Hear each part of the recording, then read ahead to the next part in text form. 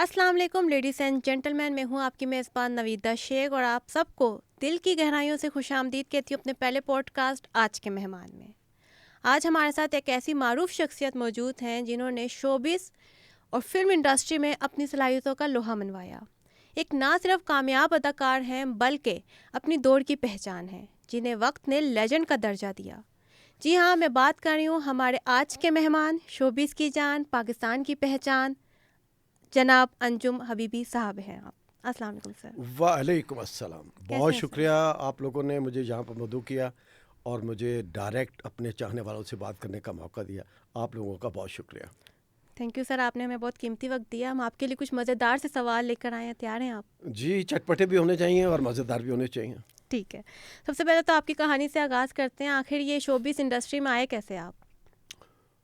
میں نے کبھی زندگی میں نہیں سوچا تھا کہ میں فنکار بنوں گا، لیکن کیونکہ فنکار خداداد صلاحیتوں کا ہوتا ہے، اسے قدرت کی طرف سے سب کچھ ملا ہوتا ہے، وہ فنکار ہوتا ہے۔ عام آدمی فنکار نہیں ہو سکتا۔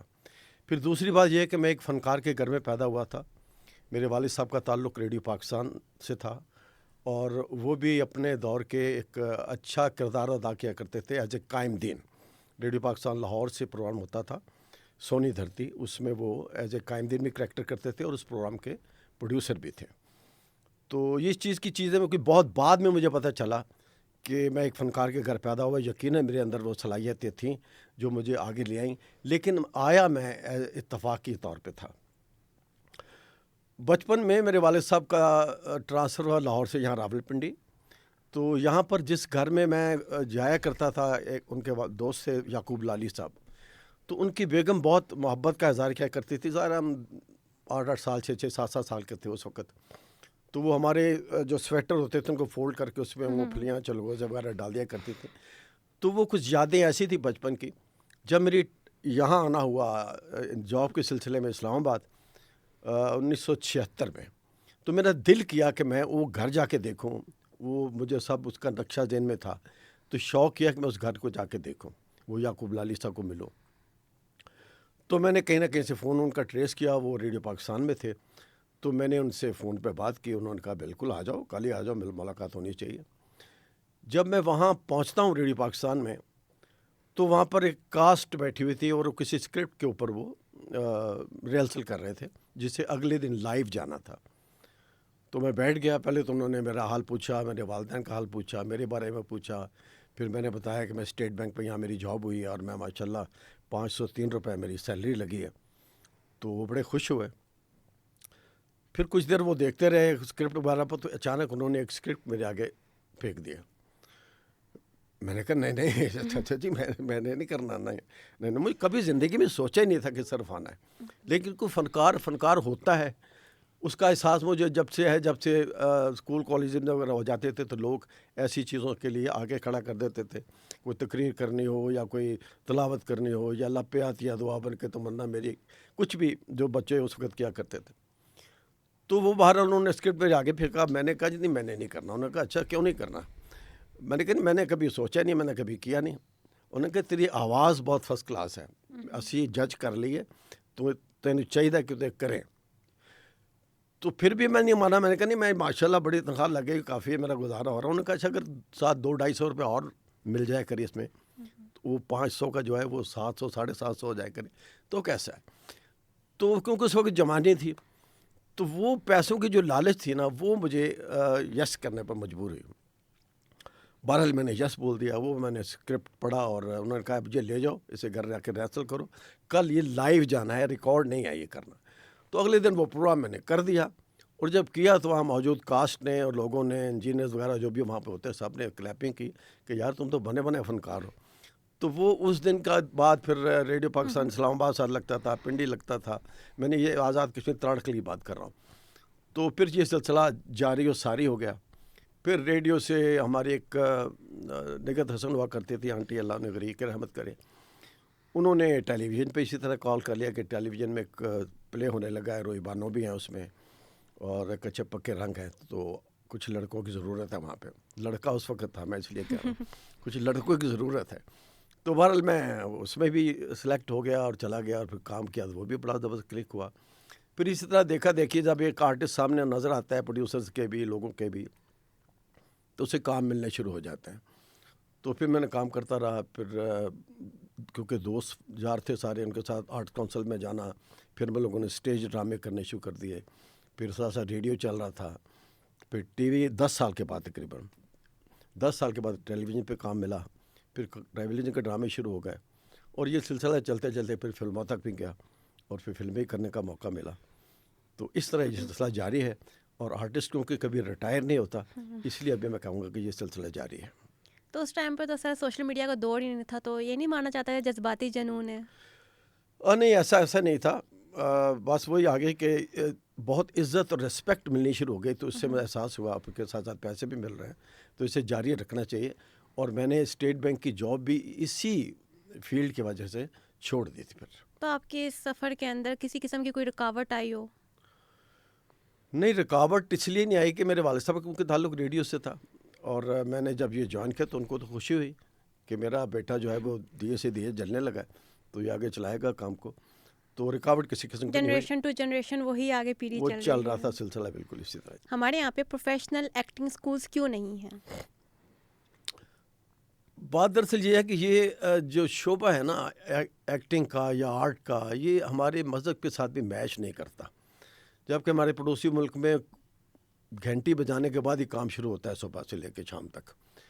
تو اس کو لائک نہیں کیا جاتا. دوسرے لفظوں میں کہیں اس وقت اس کو برا سمجھا جاتا ہے, جیسے آپ نے کہا کہ رکاوٹیں تو نہیں آئی اس کے اوپر.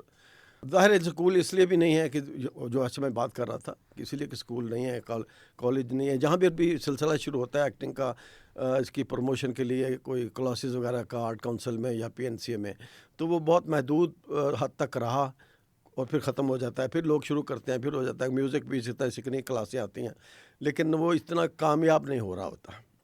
تو کوئی خاص وجہ کہ اس کی کامیاب نہ ہونے کی وجہ؟ وہی میرا خیال ہے پسند نہیں کیا جاتا معاشرے میں, یہ اس کو زیادہ کنٹروورسی رہتی پذیر ہے. آئی نہیں ہے بالکل اس کی.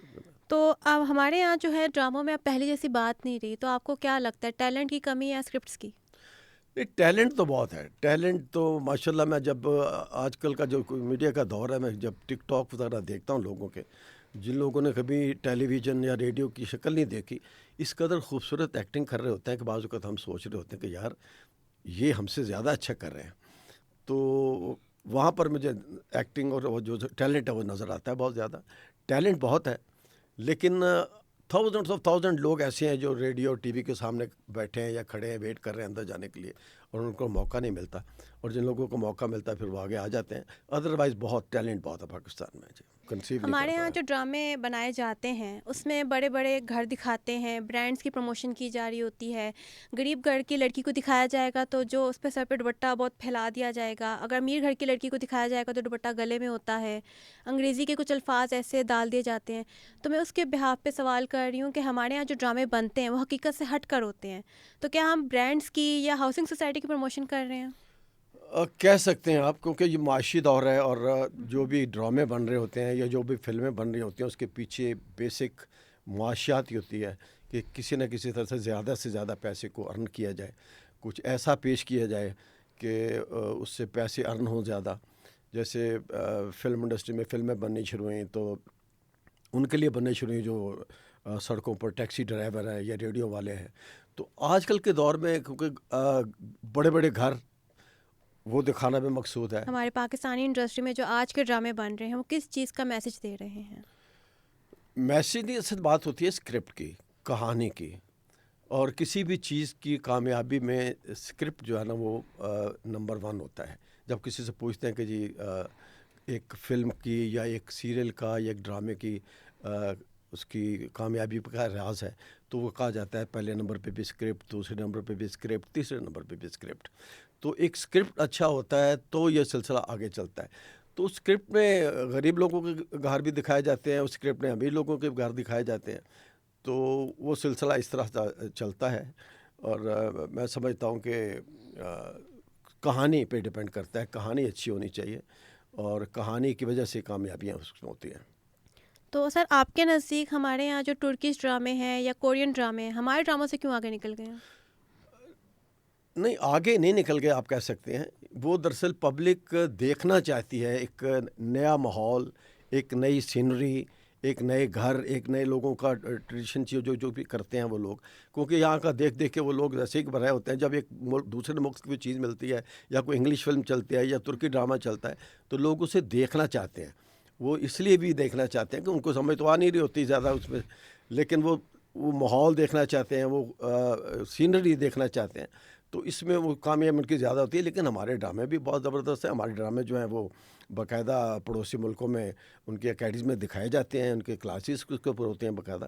تو لوگ ہمارے ڈرامے بھی بہت پسند کرتے ہیں.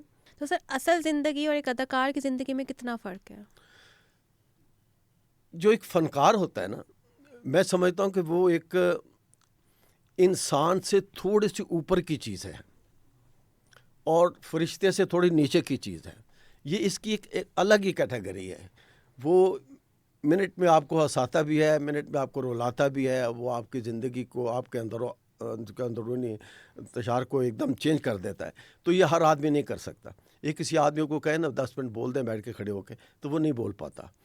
تو میں سمجھتا ہوں کہ فنکار ایک الگ چیز ہے اور یہ دوسرے لوگوں سے تھوڑا مختلف ہوتا ہے. سر میڈیا کی روزی کو حرام کی روزی یا ہوائی روزی کیوں کہا جاتا ہے؟ یہ تو ویسے ہی ہمارے دینی علماء وغیرہ نے اس چیز کو کہا ہے. کوئی حرام نہیں ہے. محنت کرتے ہیں, جتنی محنت ہم لوگ کرتے ہیں وہ عام آدمی کے تصور میں بھی نہیں ہے. یہ تو آپ نے ٹھنڈی لائٹ لگائی ہوئی نا سامنے, ہم نے تو بہت گرم لائٹوں میں جو جہاں پر آتی ہوتی ہے اور خود پسینوں میں بیٹھ صاف کر کے ہم نے ڈائلاگ بولے ہوئے ہیں, پھر سارا دن ہم سیٹ پر رہتے ہیں. تو وہ حرام کہاں سے ہو گیا؟ تو سر آپ کے نزدیک ہمارے پاکستانی میڈیا انڈسٹری میں پیمرا کے قوانین کی کتنی خلاف ورزی کی جاتی ہے؟ بہت زیادہ ہوتی ہے جی. یہاں پر تو ہمارے پاکستان میں تو بہت زیادہ ہوتی ہے اور کوئی نہیں اس پہ عمل کر رہا ہوتا, اور جس کا جو دل کرتا ہے وہ کرتا ہے. ایک چینل ہے, اگر اس نے شادیوں کا سلسلے شروع کر لیے ہیں تو سارے چینل وہی کر رہے ہیں. پھر اس کی دیکھا تھا کہ اگر طلاقوں کے سلسلے ہیں تو پھر طلاقیں ہونا شروع ہو جاتی ہیں. پھر لو سٹوری چل رہی ہیں غلط قسم کی, لو ٹرائنگلز. جو وہ پیمرا کو چاہیے کہ اس کے اوپر کچھ چلے گی. اسی طرح سینسرشپ بھی ہماری جو ہے وہ والی نہیں رہی جو پہلے کو ہوا کرتی تھی. اب تو سب کچھ چل رہا ہوتا ہے, اسی لیے بھی کہ چیک اینڈ بیلنس نہیں ہے.